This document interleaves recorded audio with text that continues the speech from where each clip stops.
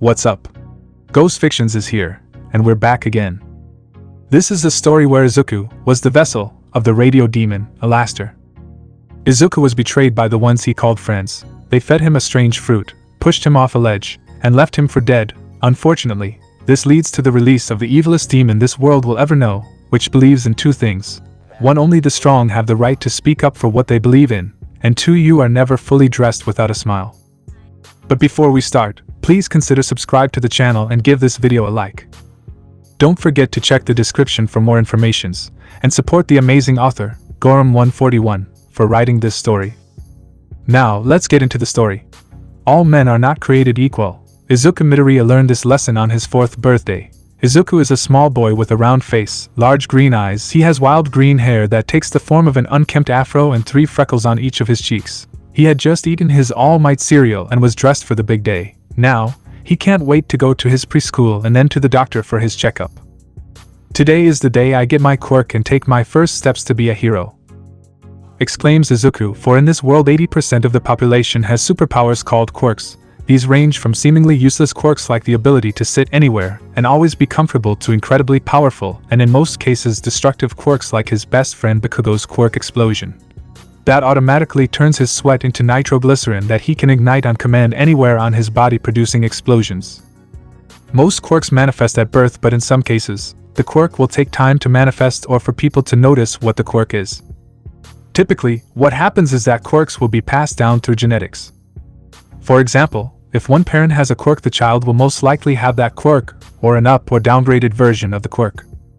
If both parents have quirks, the child has the possibility to possess both quirks or some combination of the two quirks, which can be better or worse for the person, as there exist non-compatible quirks.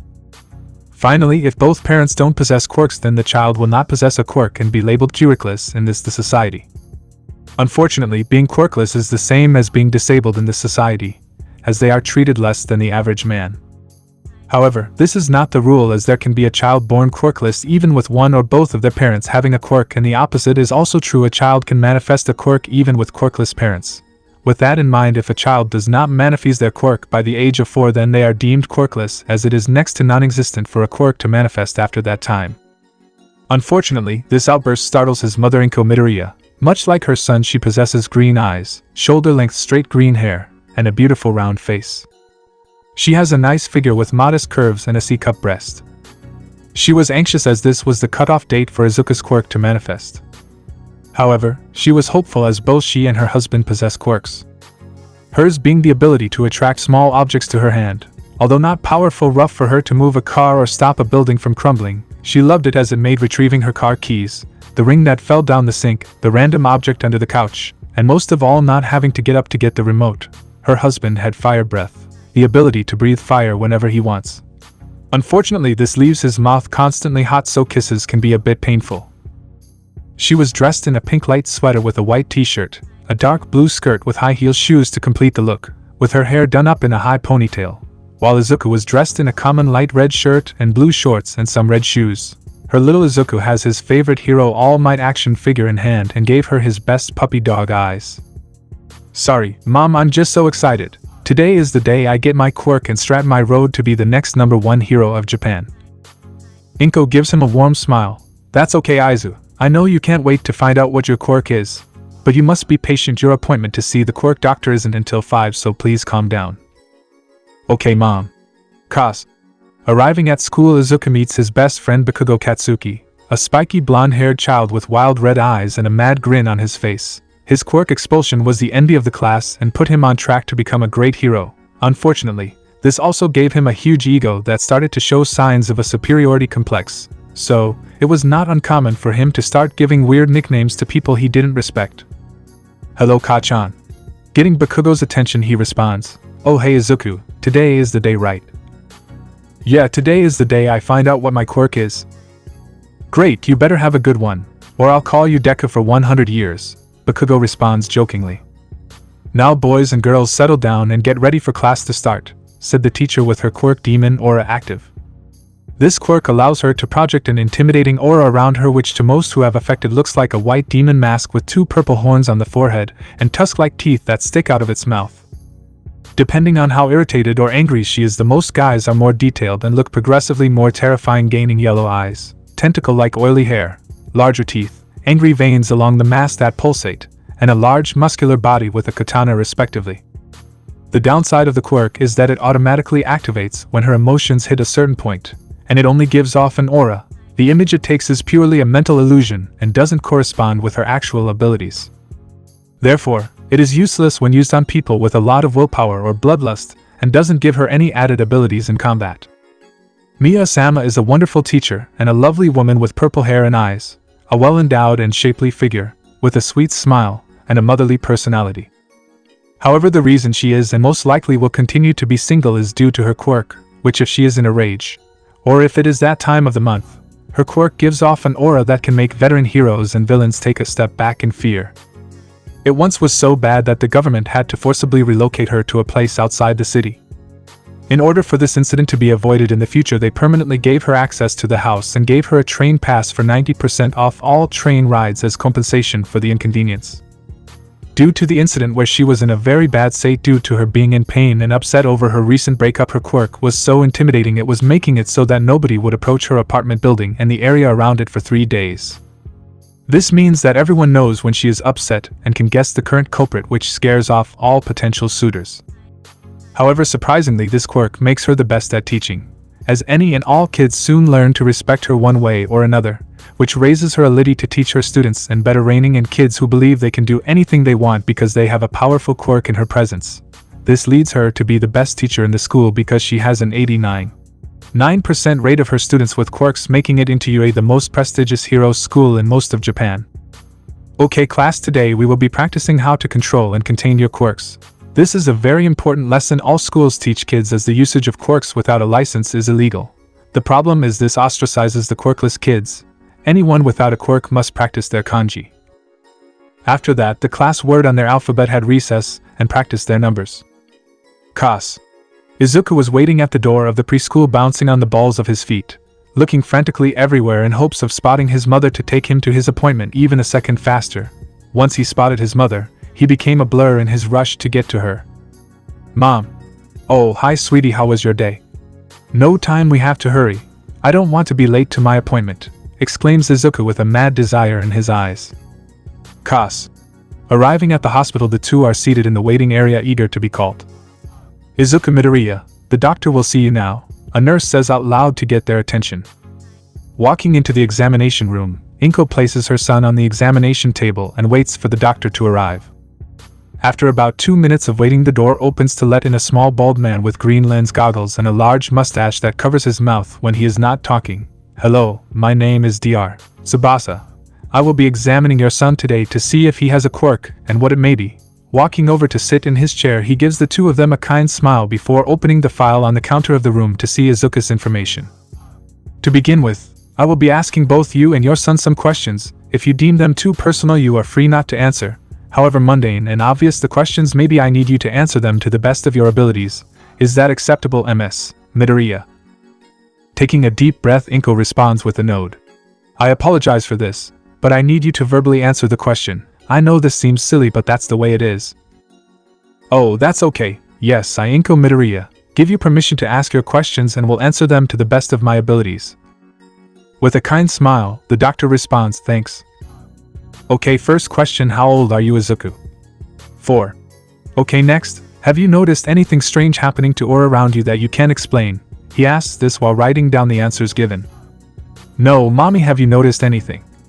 I can't say that I have. I see. At any point have you seen anything strange on Izuku's body that looks out of place? No. Okay, next I will examine your feet, young man. Do you know why? With unknown amounts of energy, Izuku responds, yes, I know why. If you are born with a certain joint in your pinky toe, the tone used was so sweet and joyful the two adults momentarily thought that they may need a shot of insulin. Shielding his eyes from the non-existent light coming from Izuku, he confirms his statement. Then he proceeds to take off Izuku's shoes and socks. He examines Izuku's feet. After about 10 minutes of heart-clenching silence, the doctor lets out a sigh and tells Izuku to put his socks and shoes back on. I have finished my examination and I am sorry to tell you this, your son is quirkless. In the silence of the room could hear the breathing of the people in the next room.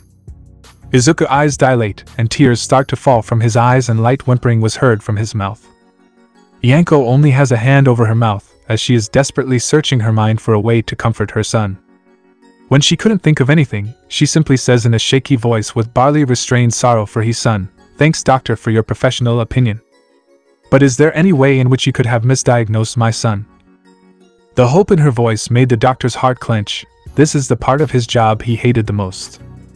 He wanted to tell them a lie and say yes, but he knew that that would only bring more grief and false hope to the two of them and could set the boy on a dark and dangerous path. "No, I have done this process multiple times and have been accurate with all of them. I don't want you to have false hope about my next statement, so please continue on," as if he is granted quirkless. "There is a less than 0.001% chance that I am wrong, and he does have a quirk as this has happened before. But keep in mind that that was before the new procedure was implemented with the joint examination, and afterward the number of misdiagnoses can be counted on one hand and you'd still have a few leftover fingers. There has only been one case of misdiagnosis in Japan, and that was 10 years ago." Yanko looked over at her son and nearly lost her composure. She had seen stuffed animals with more life in their eyes than what her sons had. He was just sitting there unmoving. The only indication he was still alive was the constant river of tears flowing down his face, and the near whisper-like muttering of denial that she had to focus to even hear. At this point, every maternal instinct she had told her to hug and comfort her son, but she knew anything she said or did would be hollow and may even hurt her son even more. "I can recommend you to a counselor I know for your son to talk to at a decent rate if you like, but I must leave and see my next patient. You have my deepest condolences," he says as if her son had just died. Pulling out a card from a holder next to him, he gives it to the mother and walks out of the room. Getting out of the chair, she gets her son onto the floor and with a heart made of lead says, "Come on Isa, let's go home. Tonight I'll make you your favorite meal and we'll eat ice cream all night long to whatever movie you want, okay?" With a hollow and raspy voice, Izuku responds, "Okay mom." Just those two simple words hurt more than she could have ever imagined. It has been 5 months since that day. Izuku is in his room with walls covered with the number 1 hero. All Might posters on every wall and All Might brand merchandise everywhere you look. Izuku gets out of bed and gets ready for school. However, he no longer had that spark in his eyes. The knowledge that he had no quirk hit him had, and he was currently in a state of depression. As he left his room, he passed his parents' room and he saw that his mother was still asleep. Thankfully it was the weekend and neither of them needed to be anywhere. He noticed that she had stumbled into her bed as she still had her clothes on, and from the way she was lying down she had just fallen on her bed as her foot was hanging over the edge of her bed. Entering the kitchen, he saw the reason for his mother's sleeping poster. It is an empty bottle of the drink he was not allied to have, as he saw that whoever drank it became stupid and talked funny. He heard the doorbell ring. He immediately went to the door and looked through the looking hole to see who was outside with the help of a chair. He saw a mess of spiky blonde hair and immediately knew who this was. It was Mitsuki Bakugo, Kosuke's mother. She had the same hair and eyes as her son. She was a tall woman and very spirited. She was known as the mother bear of the community due to her temper and a mouth that spit so many curses that make even the hardest of sailor want to wash her mouth out with soup or hide away from her wrath. Both were accepted as not many people had the guts to stand up to her. Ironically, she was the best friend of Mia, as both were strong women.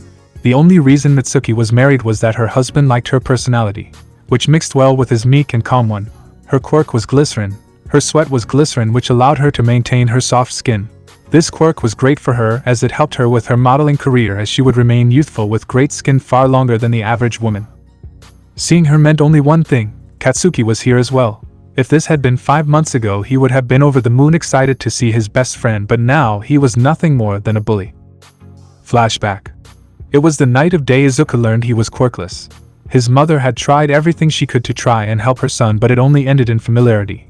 The true moment she knew she failed her son was when they were watching the news and All Might show up to save the day.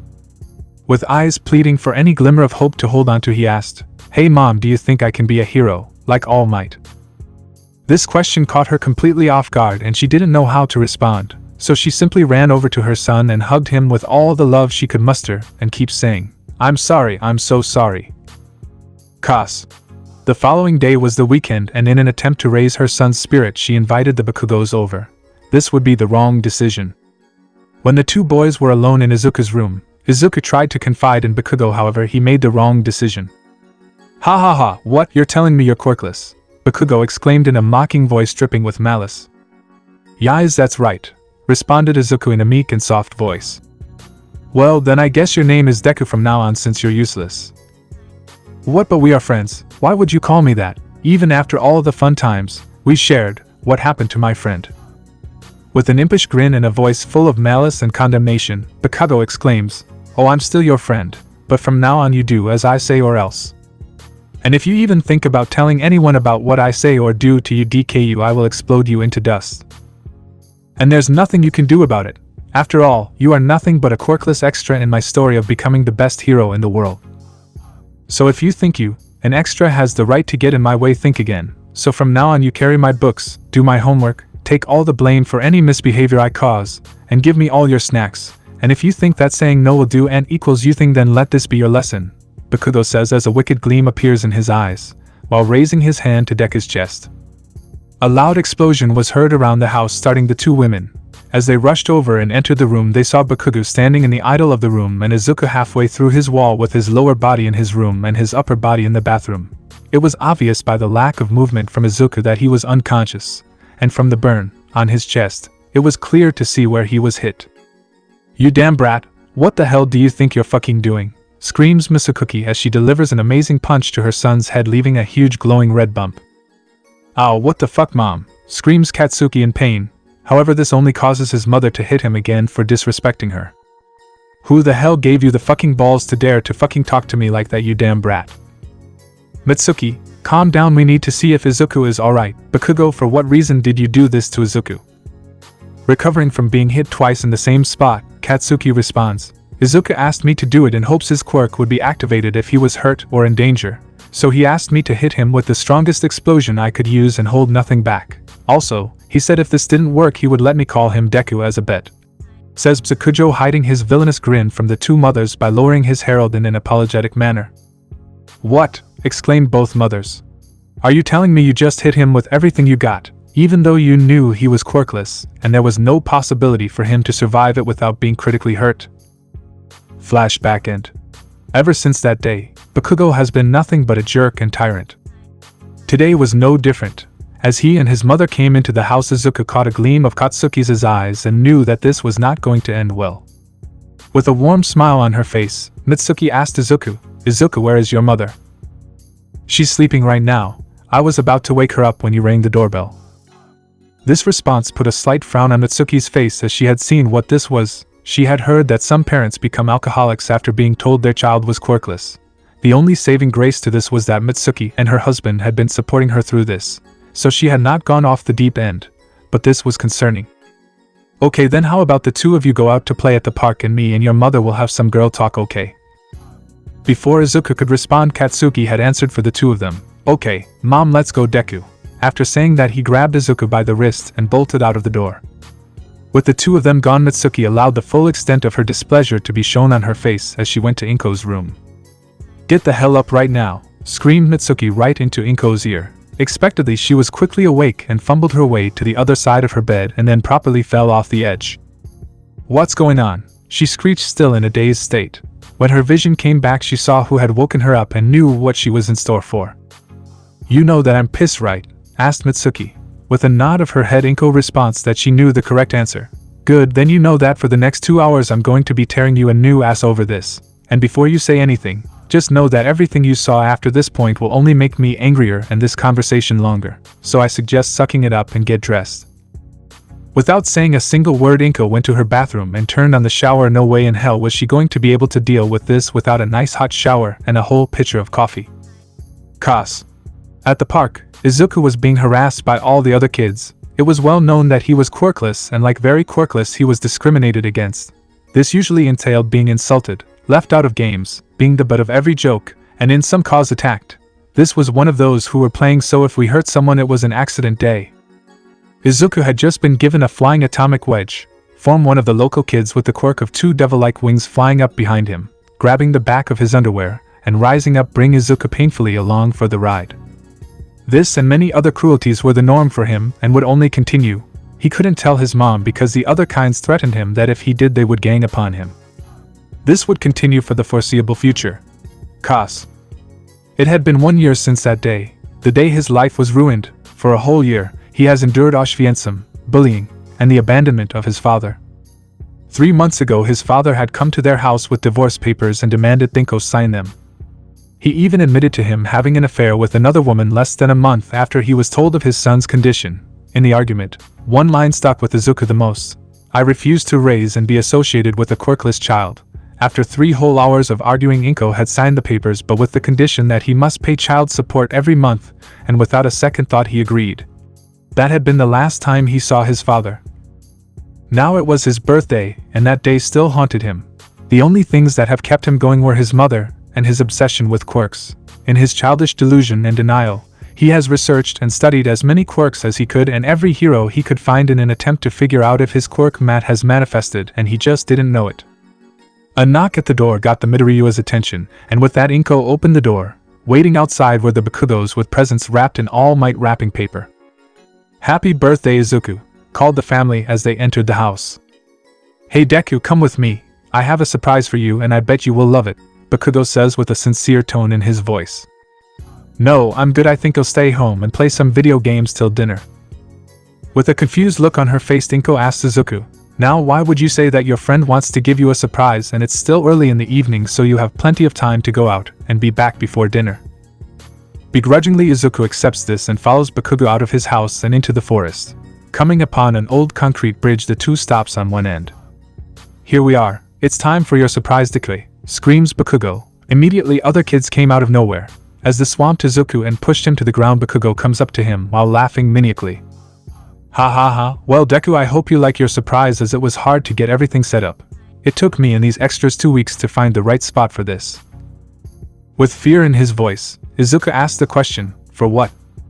With light and quick action, Katsuki threw an exclusive fist into Izuku's face. "Well, for your present." Instantly he shoved something into Izuku's mouth. Izuku tasted the worst thing in his life. He tried to spit it out, but Katsuki forced it into his throat. He couldn't fight as the explosive fist had given him a slight concussion, leaving him in a daze. With evil dripping from every word, Katsuki said, "Now that you've had your food, now it's time for presents. This is one from all of us." The kids holding Izuku dragged him to the edge of the bridge. "We give you the best gift we could think of, a chance to reincarnate, and if you're lucky you will have a quirk in your next life." With the end of his monologue, the kids threw Izuku over the edge. As Izuku fell towards the water, he closed his eyes. "Listen to me carefully," came a voice in the back of the mind of Izuku. The sudden voice startled the kid, and he opened his eyes to see that he was in a fine red velvet chair. He quickly looked around, confused, as he was now in a room with light and dark red stripes covering the walls. However, what really caught his attention was the creature sitting in an identical chair right in front of him. "Cos. Oh dear, it looks like you need some help, my boy," came a man's voice that sounded like it was coming from an old radio was heard by Izuku. The creature in front of him was humanoid, with 2 small black-colored antlers coming from his forehead, had strawberry red hair that was come to the side with what looked like ear-shaped tufts of hair sticking up, ash-gray skin, red eyes with dark yellow irises and black pupils, with a monocle on his right eye. He was very skinny and had a light red vertically striped overcoat with a light red blouse with a black cross on it. He was holding a cane with what looked like a microphone on the end of it, which had the same shade of black color as his pants, with his overly long fingers that were covered with black gloves with red on where his fingertips were. But the most distinctive feature he had was his overly large mouth, showing off his dark yellow teeth and what had to be the most perfect smile Izuku had ever seen. It was a smile a hunter would show his prey just before the killing blow, with both amusement and malicious. Needless to say that Izuku was terrified of this creature, with him only staring at the thing. "Oh dear, it would seem that my appearance is a little too stimulating for you. Well, we don't have much time, so you need to listen to me very carefully." He got up and kneeled in front of Izuku so he could look him in the eyes. "My name is ALASTOR, and you are my current vessel. Now you have a lot of questions, but we don't have time, so I'll have to give you a quick crash course on what you need to do, so don't speak unless I tell you to.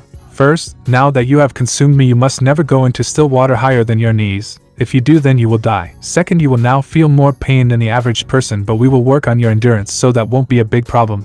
Third, I will teach you how to survive this."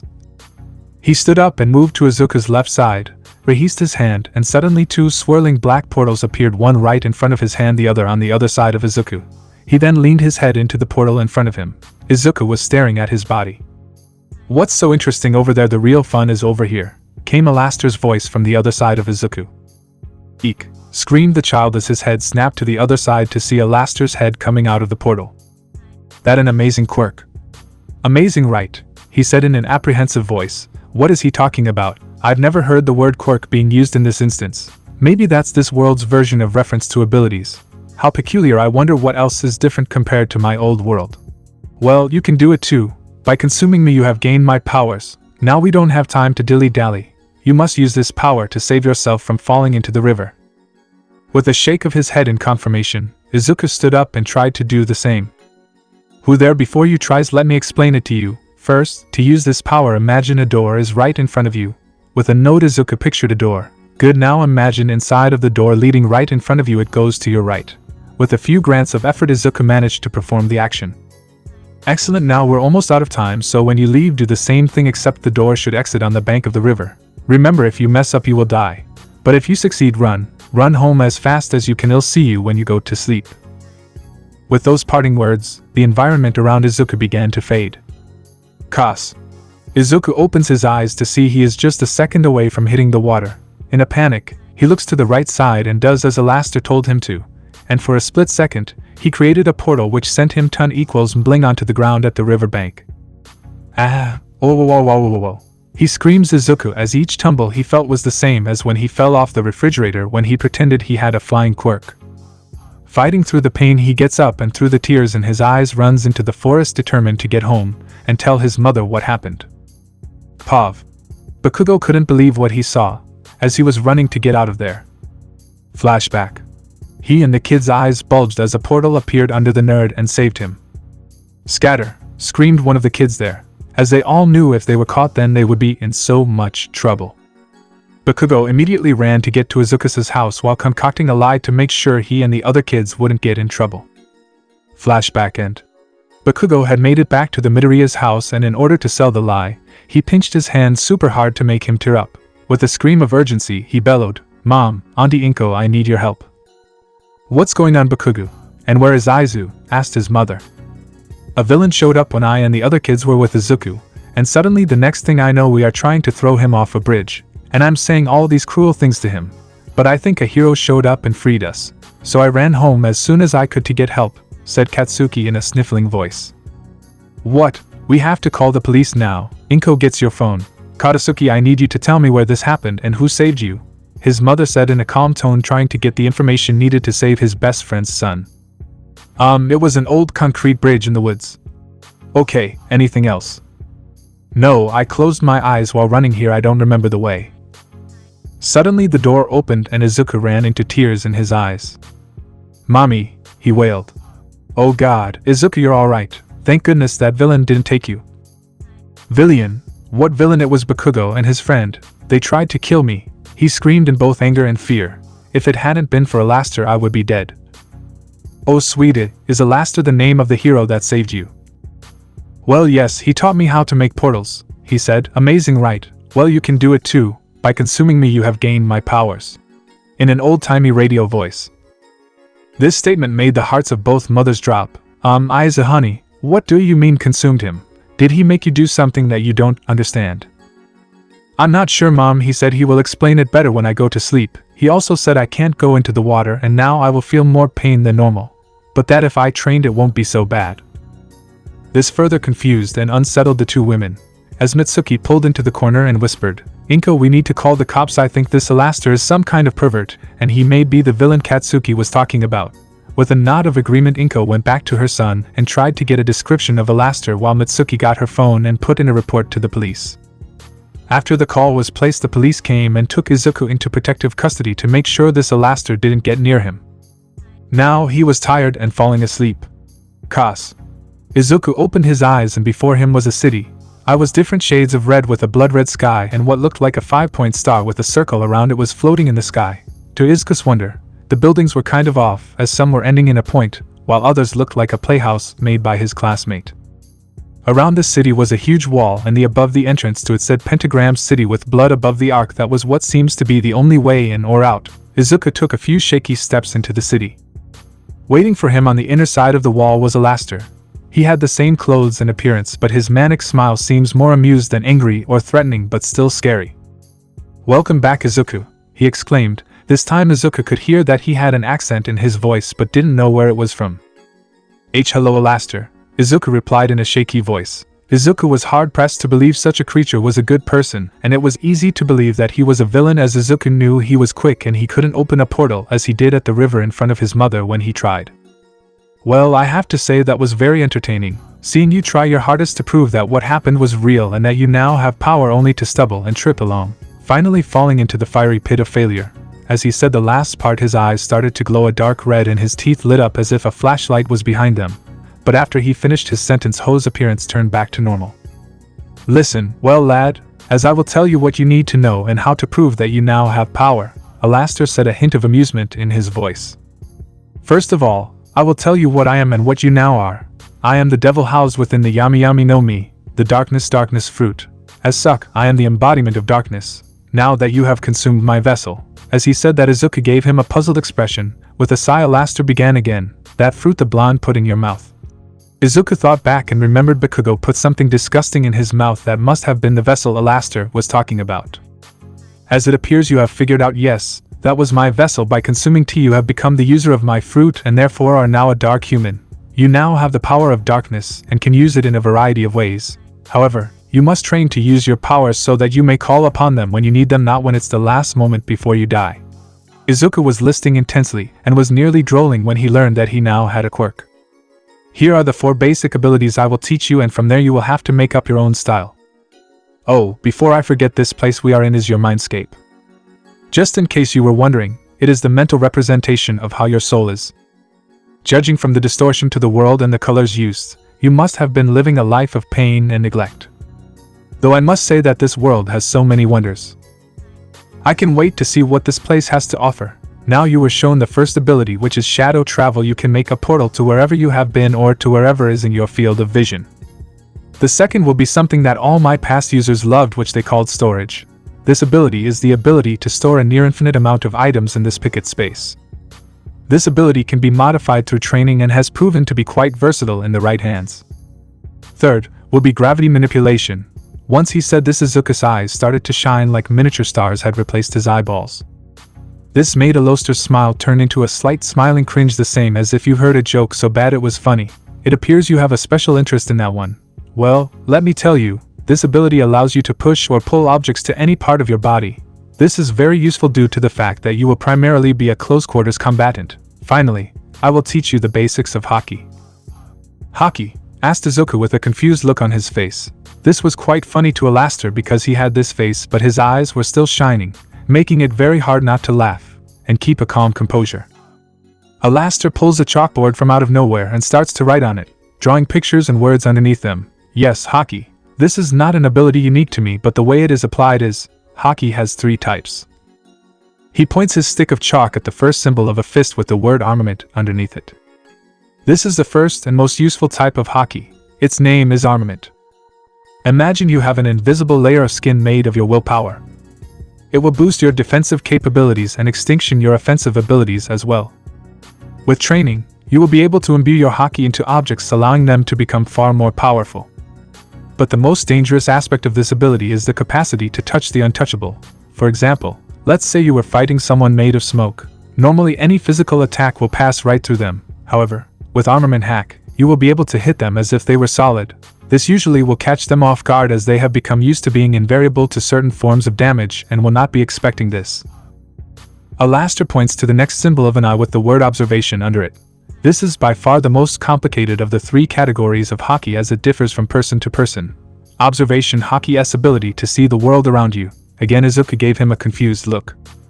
I understand what you mean with armament, but I don't get observation. I don't even know what observation means. With a sigh, ALASTOR takes a deep breath and tries to explain it again. Observation is the ability to sense the world around you. This means you will be able to tell where people are and what's going on around you. If you become good at it, then you can make it so you have no blind spots. However, from there it is very unlikely for 2 people to have the same version of observation. For some it allows them to see into the future. For others it allows them to see the life force of others. Once you are trained with it, then the nature of your observation will be revealed. But if I had to guess looking through your memories, I can tell you a very analytical person and love to observe and analyze others. therefore my guess is your observation will have something to do with analyzing others. What specifically it will tell you I do not know. ALASTOR then pointed to the last symbol of a crown with the word conquerors. This is the last and most basic of the three. Conquers is the quality of a king. Unlike the other two, this one is either you're born with it or you're not. This ability can also be called challenger selection. That is because if your opponent is below a certain power level below you, then it will knock that person out. The purpose of this is to make it so only those worthy of fight the king may challenge him. So that means if I become super strong, then I won't even need to fight, I can just knock them out. Do I have this ability? Exclaimed Izuku with hope in his eyes. With a look of apprehension, ALASTOR says, hard to tell. If you do have it, then it will be unlocked in time, if not, then nothing will change. With that, he made the chalkboard disappear. Now on to current matters. First on the to-do list is to get you set up and start building you up to be a great man. Whether you are a beacon of hope or despair, it matters not to me. All I ask for this is two simple requests. The first one is easy and simple. Allow me to see everything you see in real time. Up till now I can only view your memories. The second one can wait for later, as you are not ready to handle it both physically or mentally. Okay, I can do that. Now how do we get things started? I can't wait to become a hero, exclaims Izuku. This causes ALASTOR to chuckle a bit at this kid's overwhelming joy. Okay, now listen to me very carefully. I need you to get your mother and have her knock you unconscious. Or you can simply hand me control and I can do everything. Once I'm done, I will give you back your body. And before you get suspicious, you can take back control whenever you want and can see everything that is happening. With a note, Izuku exempts the deal. He'll give you control. We are both in this together, so I need to be able to trust you. This caused the Slater's smile to widen even further and extend his hand. With a moment of apprehension, Izuku shackles it. With a soft pop, same sound of Goku Instinct transmission in TFS Dragon Ball abridged, ALASTOR disappears, and the pentagram in the sky shifts to show Izuku what ALASTOR sees and hears. Cos. ALASTOR opens the body's eyes and gets up off the bed to look in the mirror. Izuku's hair has turned red with a black lining. His eyes have turned black with his purple becoming blood red. His teeth had become yellow and shaper, more resembling fangs. His mouth was now in a manic smile that was the mirror image of ALASTOR's, making it stretch a little too wide. He wiggles the fingers and moves the body a little to get used to how it feels to be this short. Good, it seems I am fully in control. Now to find the mother and explain the situation. With that one, notice that his voice was a blend of the twos, with his being slightly more audible. It might be wise if I refrain from talking unnecessarily. With that, he walks out of the room and enters the room where Inko was sleeping. With a few nudges to wake her up, Inko opens her eyes and is terrified. Who are you? What have you done to Izuku? Guards, police, help. With a heavy sigh, ALASTOR grabs Inko by the throat and makes her look him in the eyes. Listen carefully. My name is ALASTOR. I'm this boy's quirk. I am in control of Izuku to explain what's going on and what will happen from this point forward, so I suggest that you stop, calm down, and listen. With a shaky nod of her head, ALASTOR continues. Good, now to begin with what happened today was no hallucinations. Other kids tried to kill Izuku. Had I not awakened or had been late, then he would have died. Next, I need you to take me somewhere that exchanges gold and jewels. I won't explain how just yet, but I have a cornucopia of gold, jewels, ancient artifacts, dead scrolls, paintings, and other such valuable items. What's going to happen is that once we leave here, I will exchange the gold for currency. There should be more than enough for 2,601,837,500 Japanese yen. From there, the money will be evenly split 5 ways. One portion will go to you as a means of survival to purchase necessities and for you to leave your current job. The next will be put to buying a house. It must be big with a huge yard. It will be needed, as it appears the practice of quirks in public is frowned upon. Next will be in starting a company. We will name it the Speedwagon Foundation. It will make items to help quirk users with abilities that make lying a hassle. Next will be used on the kid to buy him whatever he wants and pay for tutors in math, battle tactics, close quarters combat, fitness, basic education, philosophy, marketing, nutrition, etc. The final portion will split in half on half, will be spread around 5 to 6 banks to gather interest, the other half to be used in investments. However, I need you to remember to teach him to be loyal and humble. Oh, and make sure he never goes into thigh-deep or more still water unless you want him to die. That was a lot of information, but she nodded. Tears started to fall from his face. Before we do all that, I need to know, can my boy become a hero? This made ALASTOR's grin widen a little. Oh, my dear, you can't even imagine what your child is now capable of. but yes, he can become a hero, just make sure he keeps a good head on his shoulders.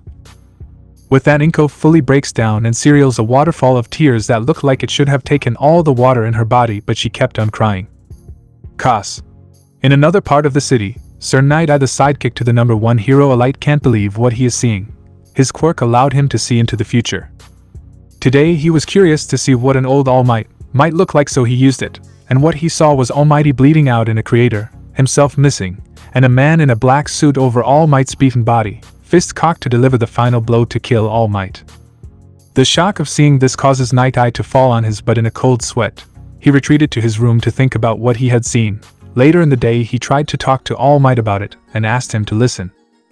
"Alright Night-Eye, I need you to calm down, and explain what happened," said All Might in a loud but calm voice. With a deep breath, he begins in a shaky voice. "Listen, today you said it is getting close to the time you start to look for a successor to One for All.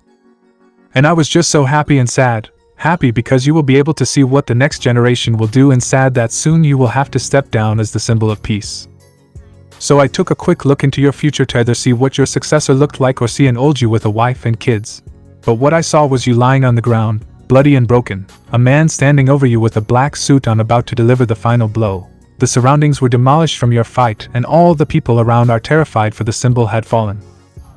As Night-Eye said this, All Might's eyes got wider and wider in both fear and disappointment. "Okay, Night-Eye, I know this may be a lot to ask for, but can you look again to find any clues? If you can, try and see if my successor is fine. As I can tell you exactly who the man is. His name is All for One. So please try again. I have to know if One for All will survive this, and the next generation will have hope." With a shaky breath, Night-Eye agrees and activates his quirk to see All Might's future. This time what he sees is a little strange. Before he saw All Might lying down and dying. This time it was very different. In this future, he saw All Might and 2 other people were standing up on a hill. On his left, he saw that the person had a slightly weird hairstyle but couldn't make it out. The other was smaller than the others. Night-Eye could tell that the person on the right was wearing a long coat. All Might had his arms around them with a happy expression on his face. Coming back to reality, he had a huge smile on his face. It changed. "I don't know how, but the future has changed. All Might, I don't know how or why, but 2 people appeared and will help you." The Midoriyas exit the protective custody house and head home. While Inko was driving, she had to ask some questions. "So let me see if I have this straight. You are a demon that resides inside a fruit." "That is correct," responded ALASTOR. "You have a reincarnation cycle where someone or thing eats you and gains your powers of darkness, is that right?" "Correct. And once that thing dies, you go back into a fruit of the same kind, and once that happens you are trapped in isolation. Therefore, you can only learn from the memories of your current host. In a manner of speaking, from the beginning, I was irregular. Originally there was a being, you may call him a god, or as people later called him, Emmy. He got lonely, so he created 2 siblings. One was a genius and ever-curious existence given the name of Pluto. The other was a mermaid that wanted nothing more than 2 swims in the water. Her name was Neptune. Over time, the smart brother created humans, which was an insult to the original being. So to stop his brother, God created 7 stars to kill the humans his brother had made. In order for his creations to fight the stars, he gave them 2 methods. The first was a tree that could endure anything, which is called Atomwood. The second was a tree full of fruit. In the fruit were devils made from the darkness of the world, infused with the various elements, animals, and aspects of the world. Each fruit would give a certain power and certain assimilation with the host.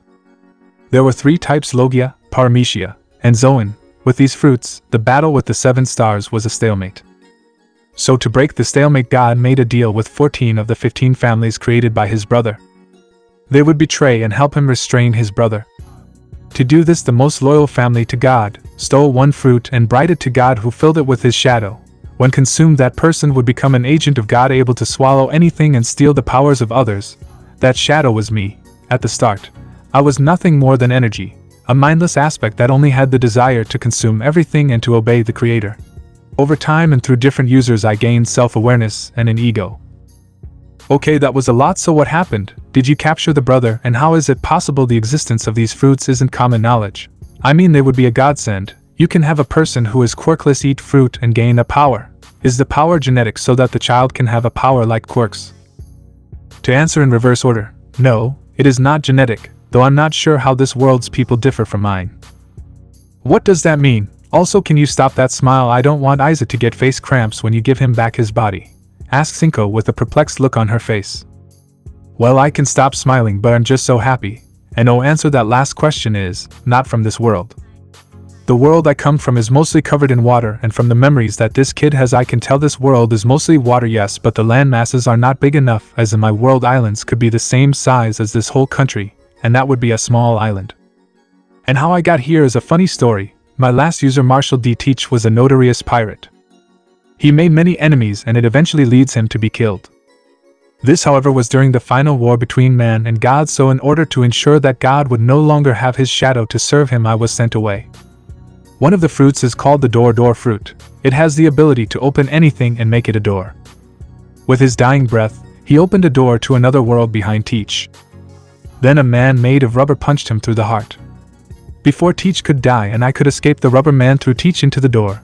That door leads to this world, and since Teach died here I was stuck here trapped in my fruit. The problem with reincarnation is that I will end up in the fruit of the close I was assigned and I must be eaten. If no one finds and eats me, I'm isolated and unable to act. Who won the war? I don't know. I can only hope that my creator is alive and well, ALASTOR said with a melancholic tone in his voice.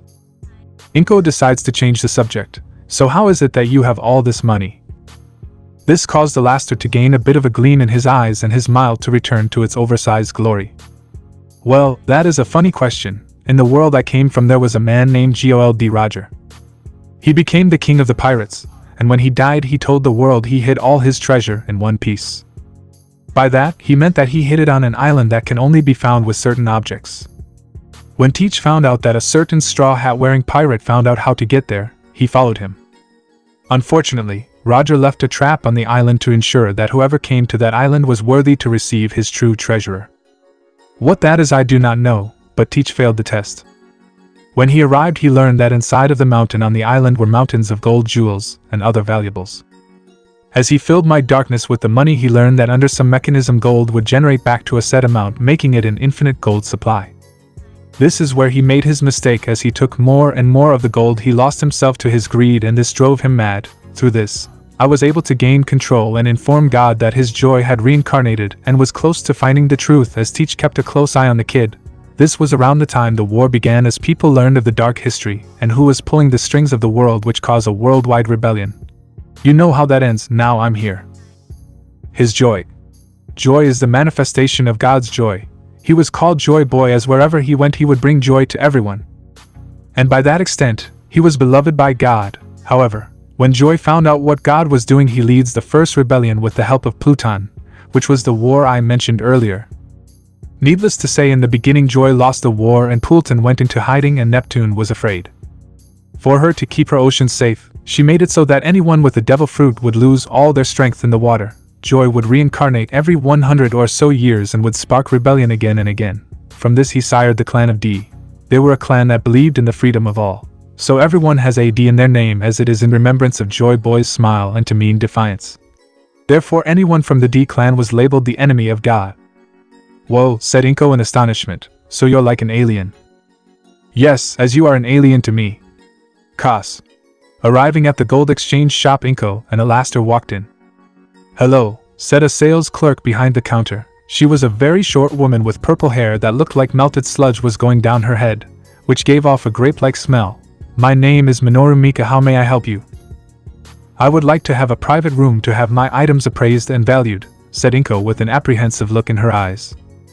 Look, that should be fine, I'll take you to a room and someone will be with you to appraise your items, said Mika with a slight amount of wonder and skepticism that this was going to be anything important.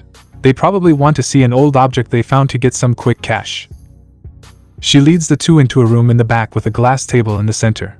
It had no windows and two plush couches on opposite sides of the room. The two sat down and waited 5 minutes for a person to arrive. Knock, cock. Come in, said Inko. In stepped a man with gray hair and trimmed beard, in a black butler-like a suit. His name tag said Sebastian. Hello, he said in a deep voice filled with life experience. I was told you have some items you want me to appraise. Why yes, that is correct. I and my son found some treasure in the water near here and wish to have it appraised, said Inko in a shaky voice. She was trying hard to come up with a convincing lie that would make sense. Okay, then let me see the items you have and I will see if we can give you a good price on it, said Seabass as he pulled out a magnifying glass, a small electric scale, and a small light from his coat and pants pockets. Izu, honey, could you please show the man what we found? Said with a slight grimace. She felt weird saying this to essentially an alien parasite that is in possession of her son's body. Why yes, mother, responded ALASTOR, as he reached out his hand and a black vortex opened up. Reaching his hand and he pulled out a large chest. He put the chest on the ground next to Seabass. Seabass was astounded at the boy's quirk. To him, it seemed that he had a storage-like quirk that allowed him to store things inside. Depending on how much he can fur in there, he might be the best disaster relief hero in history, as they could send him Inko a distorter site with all the food and supplies needed, which would cut out the necessary cost of fuel to transport the items and the time it would take. But he shook his head a little to clear his thoughts. He could talk about this with the boy's mother another time. Right now he had a job to do. He reached his gloved hand over to the lid, noticing the old and worn wood on the thing, and could tell it was very old. When he opened the chest, he was astounded. There were gold coins, jewels, and jewelry. He pulled out one coin and placed it onto the scale. It came out to 2.5 ounces, which came out to 15510.07 yen, and that was only one piece. And yes, that was a joke. I can be funny. Well, I must say that this is quite the treasure you found, and just this piece alone is worth 10,000 yen. It is worth 5,000 more than that, but we have to make a profit here. Just looking at it, I can tell that you have over 1,000 coins in this chest. Next are the diamonds. In total you have exactly 589 diamonds in total. This means you have about 258,830,000 yen. In total, you have about 517,660,000 yen. I have to admit this is quite a surprise, as this is an enormous amount of money. I hope you don't mind if I make a quick call to the local museums and banks to make sure there are no inconsistencies, as this could be stolen. I have no problems with this, but I want you to know that once they confirm that this is legit, I want you to add another 5,000 yen as compensation, said Inko. With a nod, Seabass leaves the room for about 10 minutes. Once he returned, he confirmed that he was wrong and paid the compensation and transferred the money to her account. The two repeated this process at 10 other exchange offices and transferred the funds into 9 banks and the last into her personal account. Kas. After a day of going around to collect the money, the two returned to their house. Okay, Inko will return the body, but no, he will be extremely sore, so I suggest making food easy to eat. Also, he has an incredibly low pain tolerance, so it will be a challenge for him to do things, as it will hurt like hell. ALASTOR then lets out a light chuckle. No pun intended. With the end of his sentence, Izuku lost his manic smile, and his hair returned to normal. Mom, my face hurts so much, he ground out. I know, ALASTOR said. It may hurt due to him constantly smiling. Can I have some ice cream? I don't want to chew anything. Sure thing, baby. After eating ice cream for dinner, Izuku takes a shower, as ALASTOR said baths were a thing of the past. He then got ready for bed. After about 10 minutes, Izuku fell asleep and arrived at Pentagram City. Kas. Arriving at the entrance, Izuku saw ALASTOR waiting for him. Hello, ALASTOR, said Izuku in a friendly voice.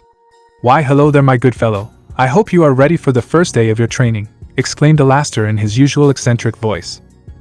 My training? Why, of course. Please tell me you didn't think you would gain power without training, my dear boy. ALASTOR had a slightly disappointed smile on his face after hearing that. Now then, we will start you off with how your powers work and how to use the basics of them. Now, before all that, I have to tell you this, as it is a bit confusing. Time moves differently here. By that I mean, as long as I am here, then time will slow down. To be precise, a day out there is a year in here. Secondly, you can train your mind in here, but your body will be unchanged. You may see a slight increase in your reflexes, but no matter how much you train here, you must train your body outside, says ALASTOR with finality in his tone. Okay, that makes sense. Izuku then darts to mutter about the applications of doing this, but the question mark appears over his head. Wait, if that is the case, how could I see and hear everything outside in real time? Yes, well, this is the confusing part. So long as I am here, the time will slow, but if I'm not hearing, then time will be that of real time. As I said, it can be confusing. But enough of that. For now, I need you to train. Okay, how do I do this? First, you have to understand and believe in yourself. This is an example of how I'm different from other devil fruits. Normally, when you eat a devil fruit, you immediately know the name of the fruit and how to use the basic abilities it comes with. For example, if you ate the fire fruit, you would know that it is the fire fruit and that you can conjure, manipulate, and transform into flames. However, depending on the imagination of the user, it can be used in different ways. One user was able to use the fruit in his punches to make them larger and deal more damage, while another learned how to manipulate the flames into weapons. But for me, it is slightly more complicated. Due to the nature of my being, as a servant of God, I was created to make the perfect soldier for God's army. Therefore, instead of you just know the basics and from there you have to learn on your own. I train you from square one and teach you how to properly use the power. It takes longer to learn the basics, but you will have a more concrete foundation on which you can grow. You will have access to the collective knowledge I have gained over the years at your disposal to pick and choose moves my previous users have mastered to add to your arsenal. However, you will only have the memories of the skill. You yourself will have to practice to gain the experience necessary to wield them properly. In this mindscape, you can find that knowledge in the library, within which you can find your own knowledge as well, so you now have a perfect memory. However, it is important for you to remember this is just basic training. It's up to you how you want to use the knowledge and wisdom I have to share, and the evolutionary path you wish to make in order to form your fighting style. Wow, that is incredible. So you're like my new teacher and will be able to help me when in battle. Oh hell no. I can only view your memories, so I can't help you in real time. There is something I failed to mention, my dear ward. I am not obligated to help you nor you to listen to me. Many past users ignored my words and decided to do as they wished, and unfortunately, I am powerless to stop them. I can only gain control in one of three ways. The first is for you to give me control of your own free will. The second is for you to be knocked unconscious. The third is for you to descend into madness. Now, with that conversation out of the way, let's begin. Your first task is to find an area with plenty of room and preferably an abundance of junk to practice. But for tonight I will escort you to the library and aid you on the basics of the power. Cos. Izuku had woken up from a tireless sleep where he had just spent weeks in his mind studying and looking up moves to use. Due to my having an overly sensitive body, I need to develop a method to fight that doesn't rely on me hitting my opponent. At that, he remembered what ALASTOR had drilled into him. Listen up, the dear boy, I have seen this all might of yours and I can tell you now you will never be able to fight like him. You can develop a method that is similar, but you can't just take punches, as you will die of shock if they hit you hard enough. With a long sigh, he got out of bed and went for a walk. I need to find a place, like ALASTOR said, to practice until Mom finds a house for us to live in. As he wandered around, he came upon a beach that was full of trash. This is perfect. He ran over to find a spot for him to hide and talk to ALASTOR, as this place filled all the requirements. Unknown to him, a pink-haired kid had seen him. What's that kid doing here, she thought to herself. He better not be here to take my materials for my babies, she internally screamed and started to head toward Izuku. Hey, tell me why you are here. Izuku had just entered Pentagram City. He made his way to the library where he knew ALASTOR would be waiting for him. He approached a large structure that resembled a large library with 8 stone pillars that had a strawberry shade of red.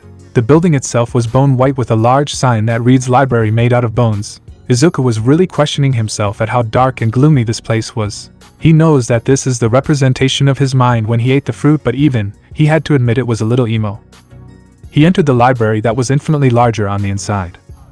The library was incredibly well organized. It had different sections labeled by the users' names or the category in which they belonged, which ranged from simple arithmetic to ninjutsu. Although there were some restrictions on the library.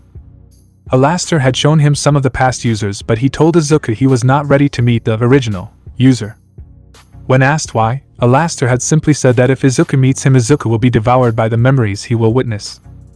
ALASTOR had informed him that many users ignored this warning and consequently went insane, though ALASTOR didn't mind, as that meant he had control of the body. But in some cases, the users would grow overconfident when confronted with the full power they could unleash, which led to them becoming sloppy and eventually dying, which was a real inconvenience for ALASTOR. Therefore, he tried to avoid that by simply making a few users off limits. Walking through the entrance, he saw at a table to his right sat ALASTOR. ALASTOR was sitting in a large velvet chair with a table next to it. In his right hand was a book he had close to his face.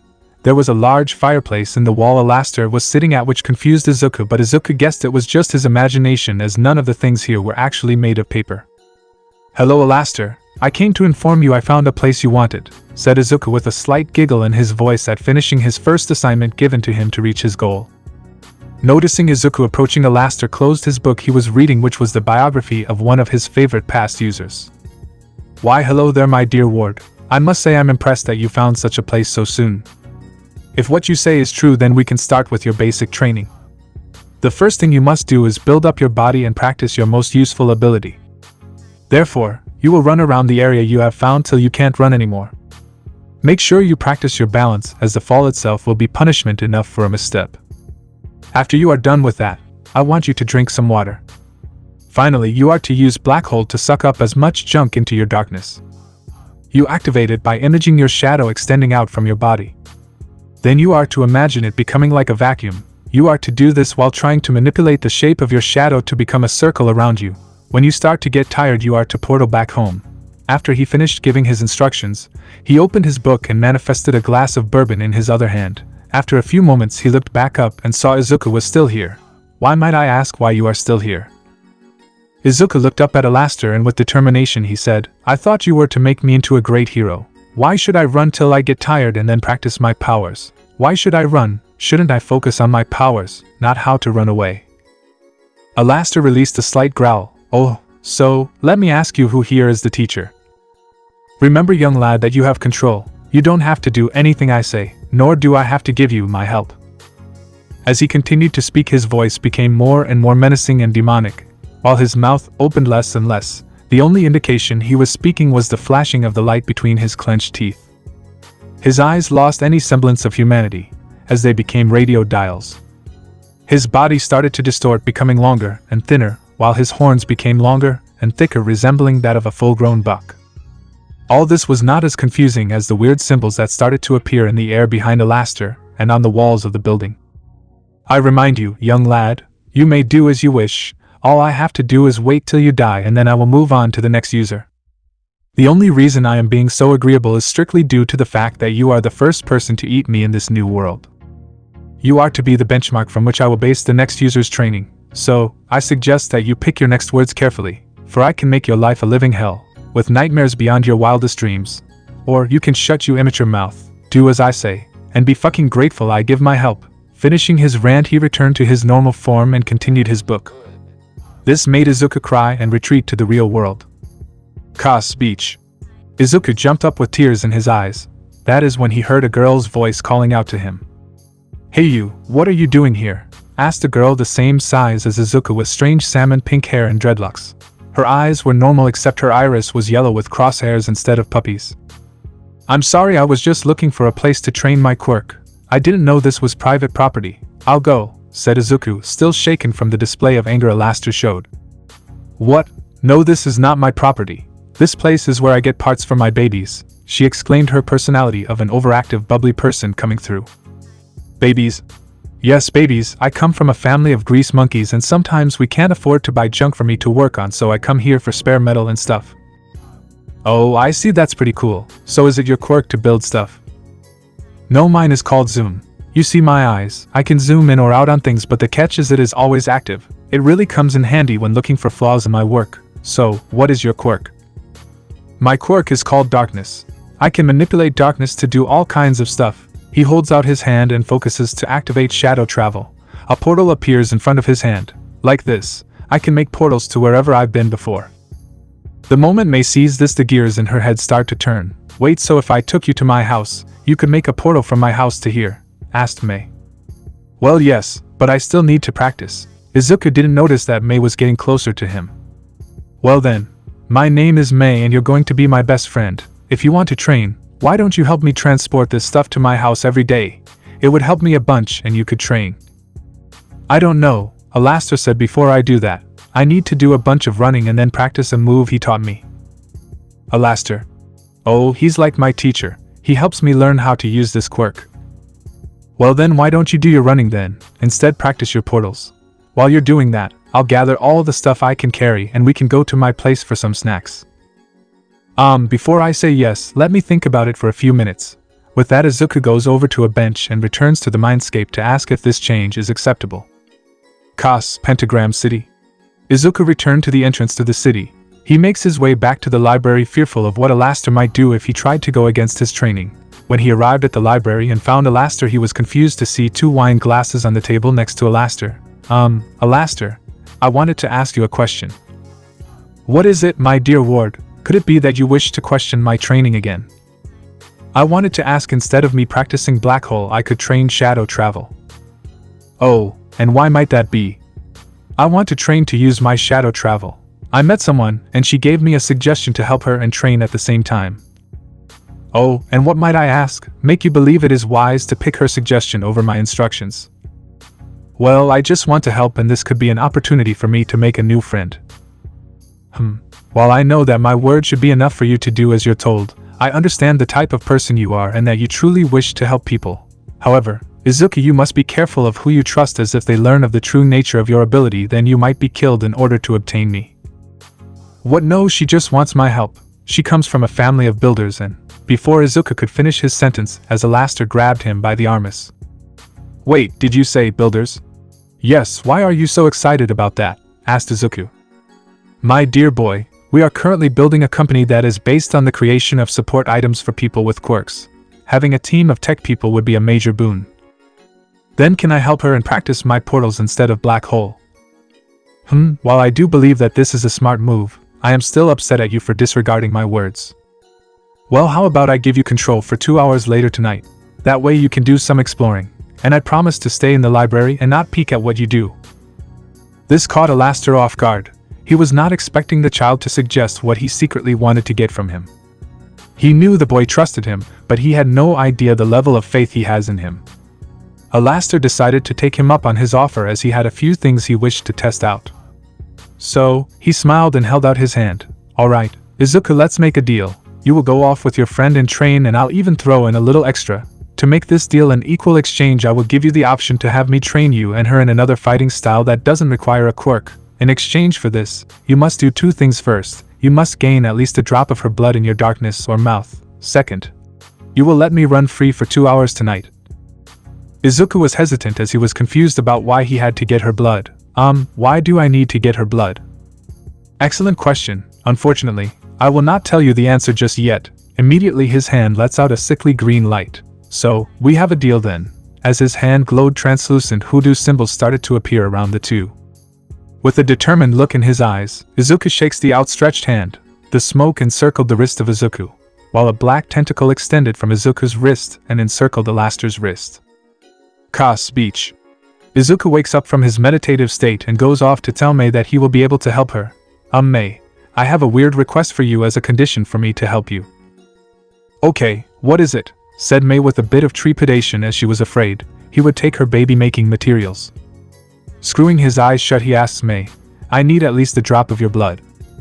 Okay.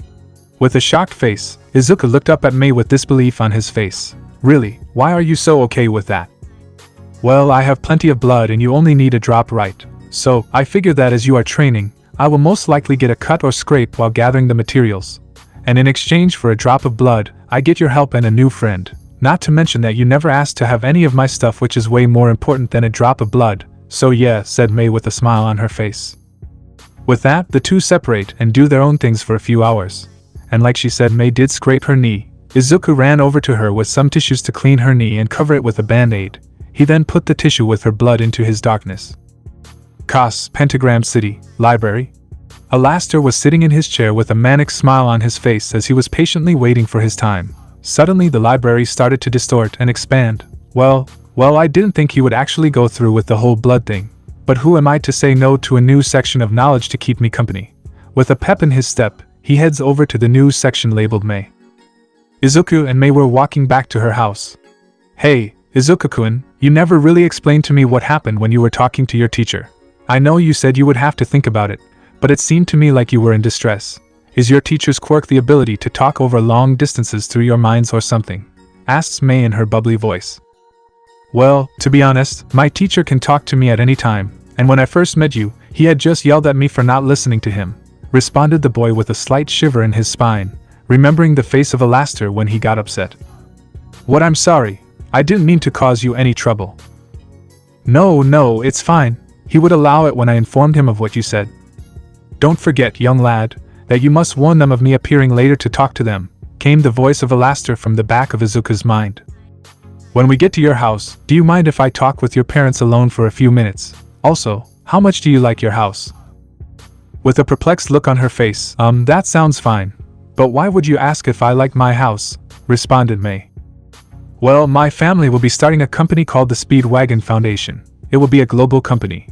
I was hoping that your family might like to work for us, and if you do, you will be moved to our company's housing. Wait a minute, what do you mean we will be moved? Well, if your parents agree, then all of you will be put in a new. No. I mean, will we be able to have a place to build babies all we want? May asked, her eyes turning into gears. Well, yes, the company will pay for your housing, living expenses, and construction materials. Your family will have to pay for local transportation if you remain where you are.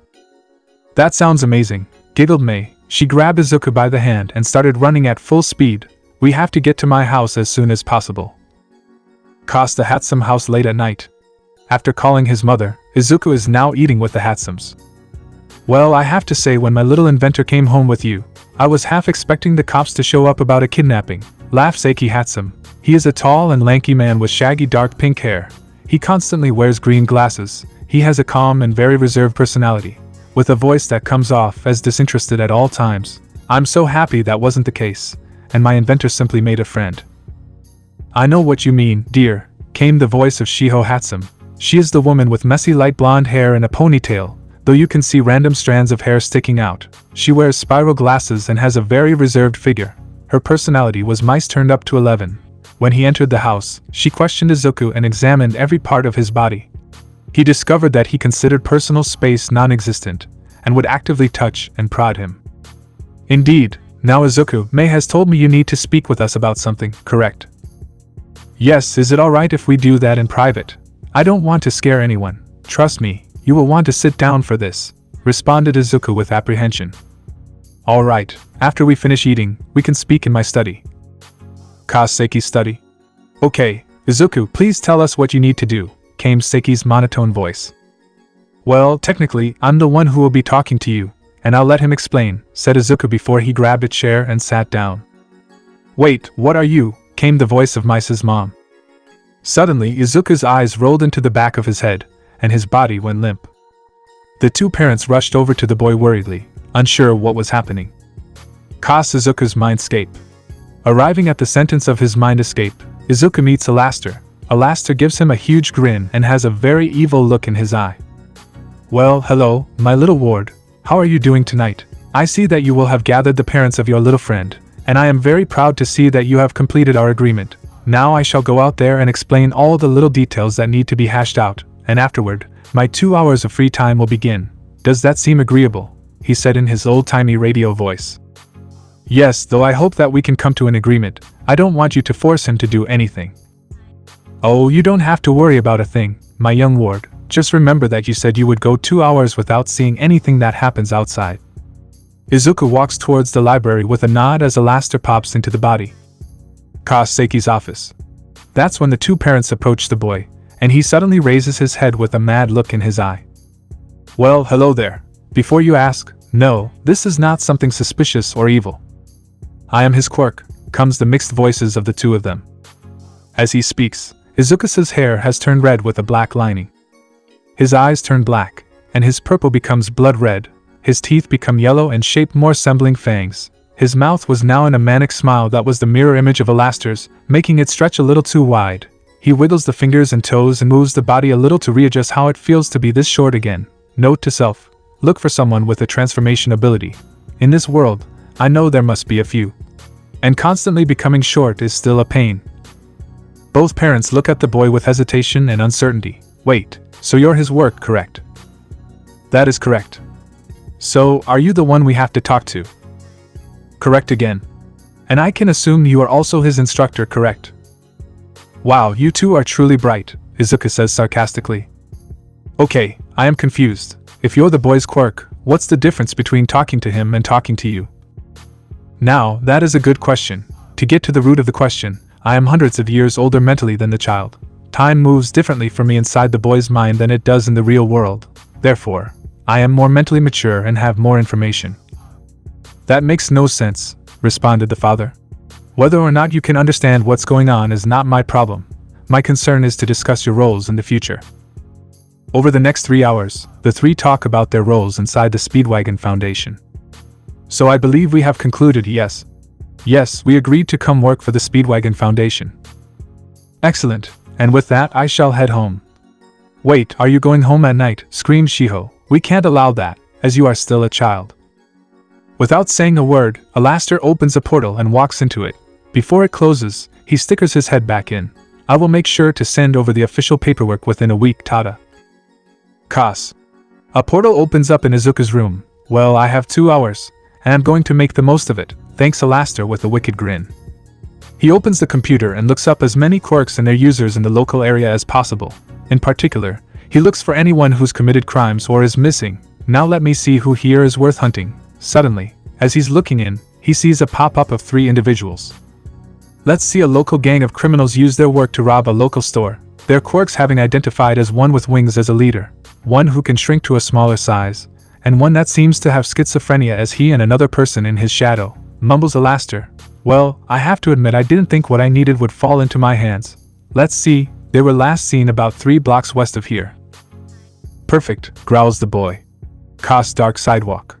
ALASTOR was unhappy, very unhappy. For some small-town punks, they sure do know how to hide. ALASTOR had been looking for them for the past hour and a half, leaving him only 30 minutes left to find his targets. I never really thought I would misteach the bastard, but he at least had good observation hockey and didn't get stopped every 5 minutes by a cop trying to take me to a safe space. ALASTOR was at his wit's end, for he thought it would only take a few minutes to find these idiots. You don't have the intelligence to not get caught on camera, but when it comes to hiding your cowardly asses, you fucking Vegapunk. This thought leads him to think of a tangent. I wonder if he is still alive. I still can't believe he could make himself a devil fruit and possess that stupid-looking guy with the long tongue. This caused ALASTOR to laugh, and by the grace of Amu, he caught a glimpse of wings. Thanks, oh great Amu, for this gift. ALASTOR grinned as he got closer and verified that this was one of his targets. Warning: the following scenes will contain gore, mind break, sadism, and body horror. If any of these things offend you or make you leave, please scroll to the next bold statement, which will have a summary of the events. For everyone else, buckle up, you were warned. Also there will be no named attacks or bolding of the speech to help the flow of this. ALASTOR, who was upset by the amount of time it took to find just one of these fuckers, wanted to make the remaining 25 minutes count, and wanted to vent his frustrations. ALASTOR created a portal under the man with wings and ran behind him, pushing the man and himself through the portal. Kas Old Bridge. The 2 of them tumbled into the darkness, tangled together. As they stopped at the bank of the river, ALASTOR grabbed the man by the mouth and entered him. Kas Unknown. In his proper form, ALASTOR entered a world entire of trees and gambling tables. It was midday, and he saw a being in the distance. Walking closer, ALASTOR could see that the being was an anthropomorphic avian cat demon. His look is evocative of a magician, paired with a casino-referencing playing card theme. The sclera of his eyes are black, with yellow irises and slitted pupils. He has long, red eyebrows with black vertical stripes near the tips and a small black heart above each eyebrow. His fur is taupe-colored, overlaid with white on his face, torso, feet, and upper arms. The insides of his ears are white, with a red tip at the point and a red heart in the center. A black fluff protrudes from each, creating the appearance of tiny hearts. He has a darker shade of taupe encircling his ankles, mimicking spats. His tail is taupe and long, ending with a large spray of plume-like fur or feathers, which are dark pink with black and white stripes. He has yellow-orange hearts underneath the paws on his hands.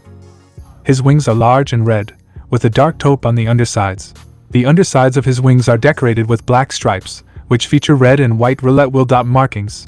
The outside of his wings are decorated with more black stripes, which wrap around the joints and run around a row of white roulette wheel dots. He accessorizes with a black top hat with a red hat band, a golden button-like decoration, and a red bow tie and black suspenders over his shoulders. ALASTOR gets closer and notices that the cat demon is playing roulette, which gives him a clue that this is a casino. The cat demon is yelling at the game to land on red 27. His voice is gruff and deep, and his wings are flapping in agitation. "Hello there, my good fellow," said ALASTOR with his chest puffed out. This startled the demon and he fell to the ground clutching his chest. "Who in the blood-stained hell are you?" yelled the cat demon. "My name is ALASTOR, and do I have a deal for you, you see?" "Not interested," the cat demon interrupts. "But you haven't." "Not fucking interested," he screamed in ALASTOR's face with some spit getting on ALASTOR's face. L. With a big, toothy smile, ALASTOR grabs the cat demon by his neck and slams him into the ground. "Let me try this again, and this time, you will listen to me. My name is ALASTOR, the radio demon, and you are going to be my new little pet." he growls at the cat demon. If you think I'm going to become a fucking pet, you have another thing coming, roars the cat demon as he flaps his wings. His wings and the card symbol started to glow rhythmically along his wings, finally landing upon spades. With a sudden dash, the cat demon launches himself at ALASTOR, only for a portal to open right in front of him. The portal is linked to another pointing into the ground. The cat demon's face collides with the ground, breaking his nose. As the cat demon shakily rises to one knee, he can feel the radio demon staring at him, mocking his efforts to fight. Oh, it seems like you have some fight in you. However, my good fellow, you are too weak to even challenge me. A hand touches the ground. Dark tentacles wrap around the cat demon, dusting his coat off, and from out of nowhere, he pulls out a collar and chain glowing with an ominous green energy. What the fuck is that? The cat demon had a little bit of trepidation in his voice. This will be your collar and will bind you to your new master. I'll be explaining the details of what will be happening from now on. As of this moment, you will become the child's new power. You will become his ally, and if you ever tell him how this process works before I get permission, I will rip your soul apart and feed you to the other hellions and other disrespectful riches who dare to challenge me. Grow this into the face. Now all I need is for you to agree to these terms of the deal. Or would you prefer I rip you apart and hang you badly living torso at the entrance as an example for the others to understand their situation? Either way works for me. Scared beyond reason, the cat demon nods his head. I expect the agreement just. Please stop this. He latches the chain around him. With the sound of 100 screams, the cat, even false, the ground rises in pain. From now on, your name will be Husker. My assistant will give you further details until I return with the rest of your little group. At the end of his sentence, a gray-skinned woman appears. ALASTOR then hands the end of the chain to the gray-skinned woman who leads Husker into the portal. Now, with all this stuff taken care of, I can return to the real world and have plenty of time to handle the rest. Change of scenery, real world. The man suddenly collapses onto the ground, and his wings shrivel and crumble until they finally turn into dust. What have you done to me? Why can't I feel my quirk? What I have done to you is quite simple, my dear fellow. I have removed your ability. Now, I am pretty hungry and believe it is time to feast. The voice of ALASTOR. Feast? What do you mean by a feast that has an invoice of the man? Feasting means that I am going to eat you. And before you start begging me, crying, saying, oh, this is unfair. Oh, what was me, all these other different things. I wish to give you a little bit of information. I don't care. You can cry, you can please, you can bargain, you can use whatever you desire. I just want you to know that you will die in this moment, you will suffer, and there is nothing that you can do to end the suffering or to lessen its effects. At the end of his monologue, the sounds of flesh being torn apart, and the screams of a dying man could be heard from the outside of the alleyway. He is pretty fortunate that whatever I consume, a person that gains all of their knowledge. Now, onto your friends. Change of scenery, abandoned warehouse. Inside the warehouse, two men stood side by side, their anxious faces and cold sweats clear signs that something was wrong. Where is he? I can't believe he's taking this long to give all the product to the broker. He should have been back about 5 minutes ago, but we're on a tight schedule, and he's fully aware that we can't stay in this place for too long, or else the heroes might come looking for us. Oh, your friend will not be coming. He is pretty indisposed though. I will say he was pretty delicious. Went from the shadows. What was that? Asked the shadow. The eerie glow of moonlight filters through broken windows, casting long shadows across the dusty floor of the warehouse. ALASTOR, wearing Izuku's face but emanating an unsettling aura, stands in the center of the room, his eyes glinting with malice. Out of the darkness stepped Izuku, his eyes glowing red, and there was fresh blood dripping from his mouth. Hello there, my dear fellows. My name is ALASTOR, and you all are food. Before we begin this delicious meal, I wish to inform you of two little facts. First, you're going to die here. You are not allowed to tell the young man of what will happen tonight. ALASTOR's lips curl into a cruel smile as he raises a hand. Tendrils of darkness coiling around his fingers. The criminals exchange nervous glances, but none dare to speak. Need to be shy now. I'm just here to play. With a flick of his wrist, ALASTOR opens a swirling portal of shadows behind him, revealing the depths of his dark power. What do you want from us? Asked the man on the right, trembling with fear and terror. Oh, nothing much, just a little entertainment. He steps forward, the darkness swirling around him like a cloak, and the criminals instinctively shrink back. Without warning, ALASTOR's hand shoots out, a sudden surge of gravity emanating from his palm, sending the criminals crashing into the nearest wall with bone-crushing force. With that, ALASTOR suddenly jumps at the man on the left with a shadowy black mist that forms on his hand, and he immediately shoves it through the person. The sickening squelch of his flesh and bone being compressed and torn apart causes the other man to throw up. "Please, mercy," came the other man, kneeling after landing on the ground. "Mercy. Oh, my dear friends, you misunderstand. This is just the beginning," laughed ALASTOR in his horrendous voice. With that, he immediately removed his hand, and for some reason, the man imploded upon himself, his flesh and bones contracting and filling in the empty pocket space that was formed by ALASTOR's hand. The man screams, his voice not coming out as he can barely get any oxygen into his body as his lungs are punctured, and from the compression, he is unable to fully expand them. Blood starts to flow from his mouth and eyeballs from the unimaginable pain and damage from the one attack. Suddenly, ALASTOR grabs the man on his shoulder, performing the same action, and he repeats the same process on his shoulder, elbows, knees, and ankles. He mutilated the criminal to the point where all of his limbs were now fully straightened out, unable to be bent naturally. The man is still screaming, begging, pleading that this demon ends his suffering, and his partner starts to have a mental breakdown at the scene before me, crying like a child, begging that if you're going to continue, at least just kill me. I do not wish to feel such unimaginable agony. Please, just don't hurt him anymore. We'll give you money. We will give you everything. We'll work underneath you. Just please have mercy. Mercy is a luxury, my dear fellow, but do not worry. You will be put to better use. Now, please be quiet while I finish up. I'm quite frustrated, and I'm going to use you and this insect to blow off some steam before I get back to work. As he says this, he grabs the man's jaw, removing it.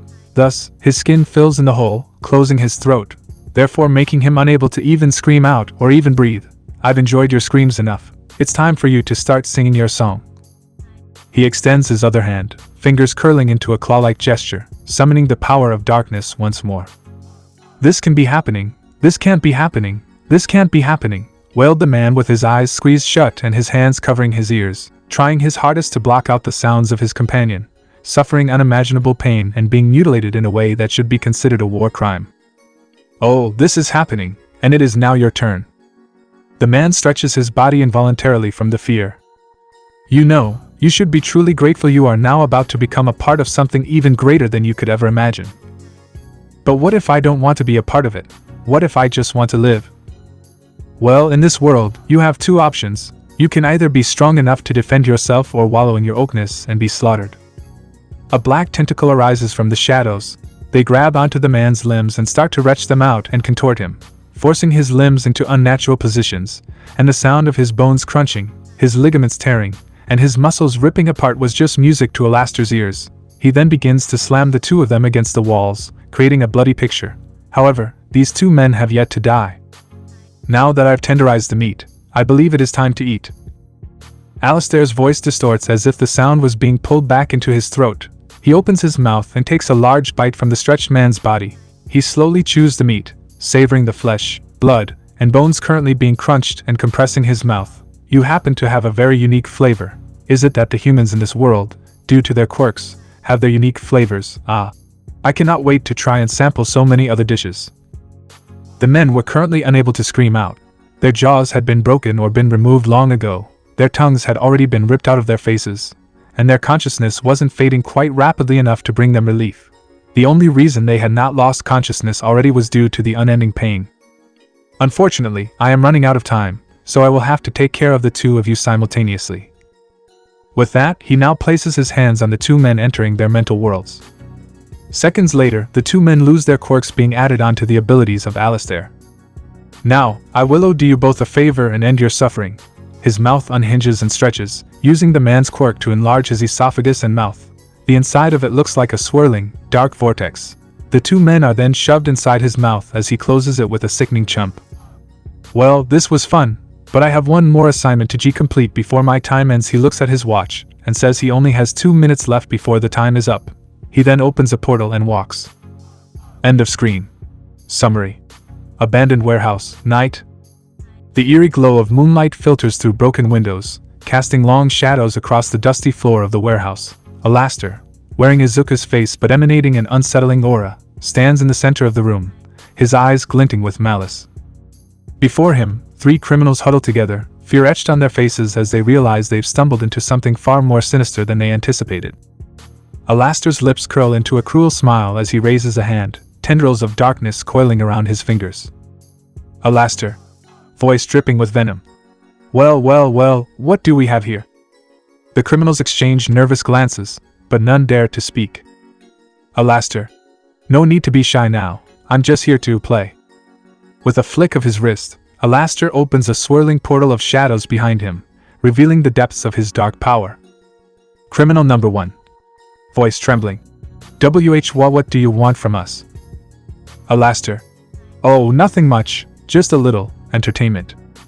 He steps forward, the darkness swirling around him like a cloak, and the criminals instinctively shrink back. Without warning, ALASTOR's hand shoots out, a sudden surge of gravity emanating from his palm, sending the criminals crashing into the nearest wall with bone-crushing force. Criminal number 2. Screaming in agony. Please, mercy. But ALASTOR only laughs, the sound echoing ominously through the warehouse. ALASTOR, mercy, oh my dear friends, you misunderstand, this is just the beginning. He extends his other hand, fingers curling into a claw-like gesture, summoning the power of darkness once more. With a sinister grin, ALASTOR unleashes a torrent of black energy, enveloping the criminals in a vortex of shadows, their screams drowned out by the chilling laughter of their tormentors. As the darkness subsides, the warehouse falls silent once more, save for the heavy breathing of ALASTOR, now sated for the moment but hungering for more. Fade out. Change of scenery, Koski Bakugo's room. ALASTOR silently walks through the portal, enters the child's room, takes one of his claw fingers, and writes on the wall, I know what you did at the bridge, and then exits through the portal and enters Suka's room. Well, that was a very productive night. Now, I must go into the mental world and take care of the rest of this. I genuinely do hope Monica and the others could keep the young master entertained. That's it, guys. Hopefully you guys enjoyed it. With that, take care.